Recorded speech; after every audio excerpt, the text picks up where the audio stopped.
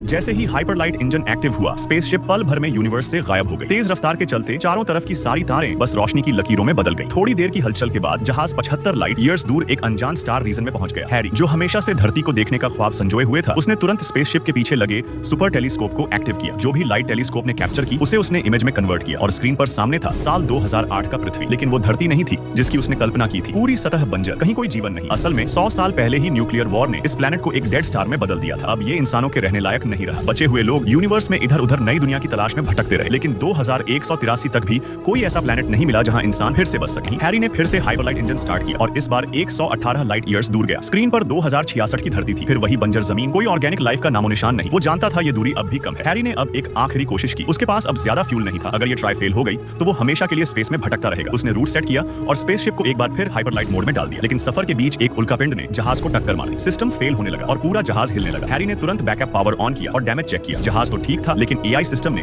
उसे मिशन रोकने की सलाह दी। मगर अब वो लक्ष्य से बहुत करीब था। इतनी दूर आकर रुकना मुमकिन नहीं था। हैरी ने ऑब्जर्वेशन रूम खोला और मैनुअल टेलीस्कोप से दूर के स्टार्स को देखा। उसने अपने पेरेंट्स की स्केच को बाहर निकाला और कंपेयर करने लगा। लेकिन अब भी धरती कहीं नहीं थी। लेकिन अंदर की बेचैनी ने उसे रुकने नहीं दिया। उसने फिर से इंजन ऑन किया। जहाज फिर से हिलने लगा। स्क्रीन पर डिस्टेंस बदलने लगा और तब स्क्रीन पर धीरे धीरे एक नीला ग्रह उभरने लगा। हैरी ने स्पेसशिप को तुरंत रोक दिया। वो अब धरती से 183 लाइट ईयर दूर था और सामने था 2001 का पृथ्वी। उस वक्त के लोग आसमान की ओर देखकर यूनिवर्स को जानने का सपना देख रहे थे और आज इंसान खुद उसी यूनिवर्स में खो गए, बिना घर बिना मंजिल। स्क्रीन पर नीली धरती को देखते हुए हैरी की आंखों में आंसू थे। अब उसे समझ आया कि धरती कितनी खूबसूरत थी और इंसानों ने ही उसे बर्बाद कर दिया। अब इंसान बस इस अंधेरे ब्रह्मांड में भटकते रहेंगे जब तक एक एक करके सब खत्म न हो जाए।